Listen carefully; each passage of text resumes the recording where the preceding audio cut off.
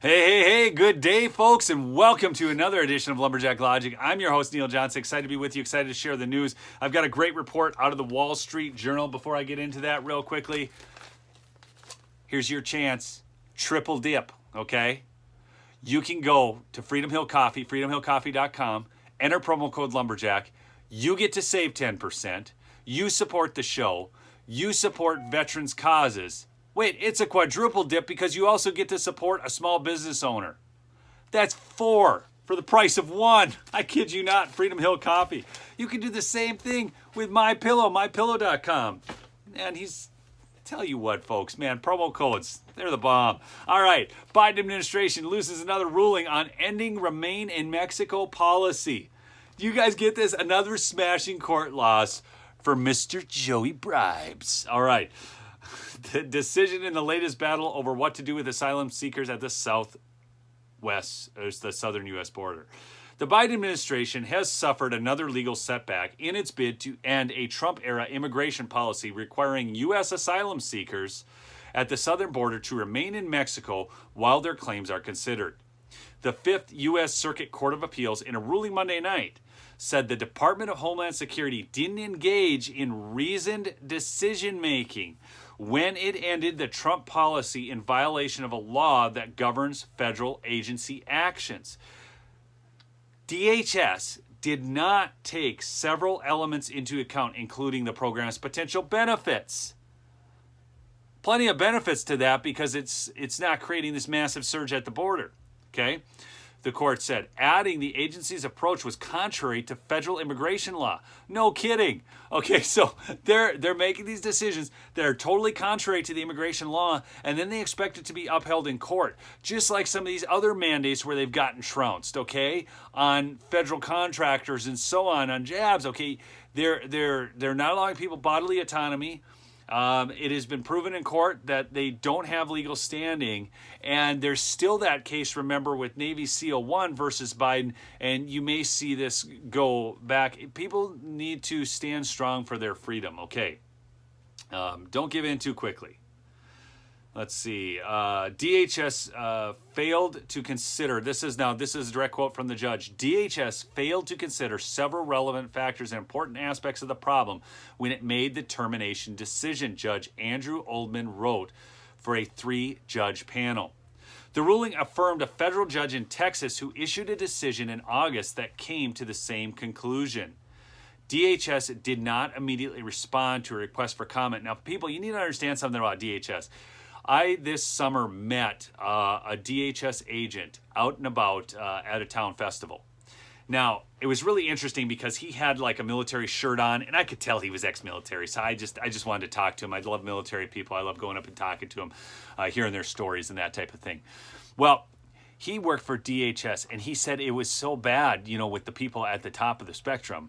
He said that he literally went in there some days just wanting to punch people. But he said there were a number of good agents, and this guy was a completely based individual.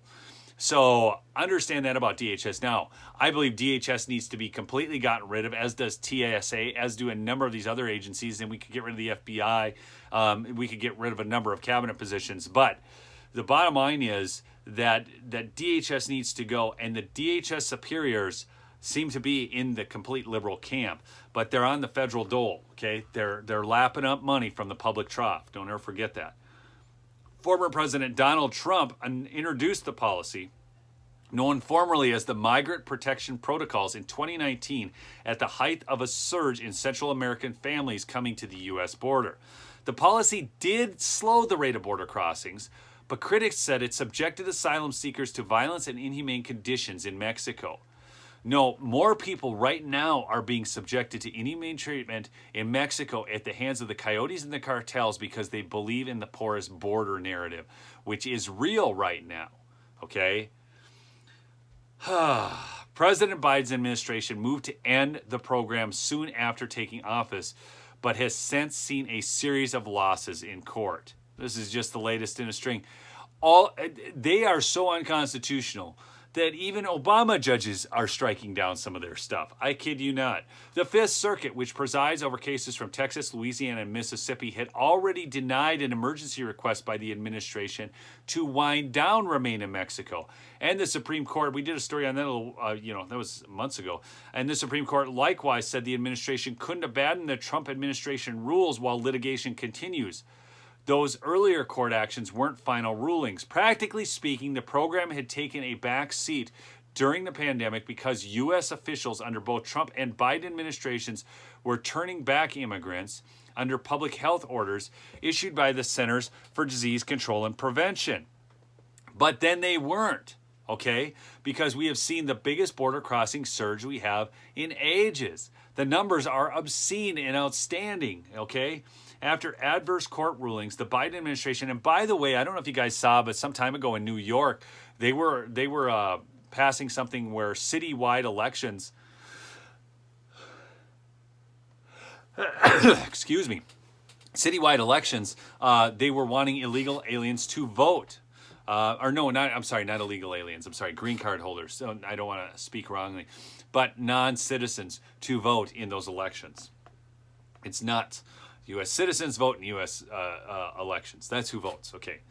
After adverse court rulings, the Biden administration began re-implementing Remain in Mexico last week, even as it continues to fight in court to terminate it.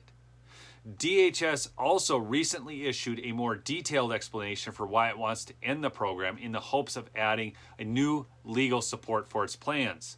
Liberal critics have pointed out that the current parameters of Remain in Mexico under the Biden administration are broader than under the prior administration. Yeah, but, well, hold on, let me finish. Any immigrants from the Western Hemisphere are now eligible to be placed in the program, meaning Haitian migrants can, for the first time, also be sent back to Mexico. But the thing is, they're not being sent back, okay? So it's one thing to say you've got this program. It's another thing to actually enact it. It's one thing to say that there are laws, and it's another thing to not follow them.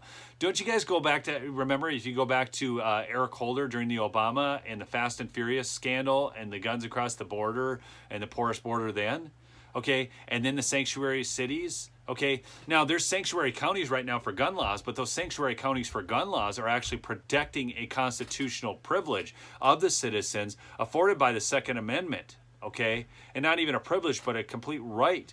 Okay, so that you can't supersede the Constitution, so they are completely in their purview. But to make sanctuary cities where you are, bucking laws that are not protected by the Constitution is where the thing goes wrong. All right, little commentary there.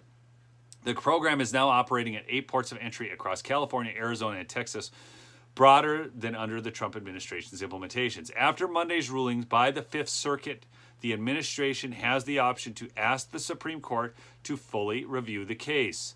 All 3 judges on the appeals court panel were appointed by Republican presidents, okay? Well, this thing will not pass muster. I mean, the Supreme Court may be not the perfect court, but it's this. Joe Biden's done on this whole issue, folks, and this is a big win for America, okay? Don't ever kid yourself. Remember to subscribe to the channel if you haven't. Share this content around. I love you, folks, all right? Peace out.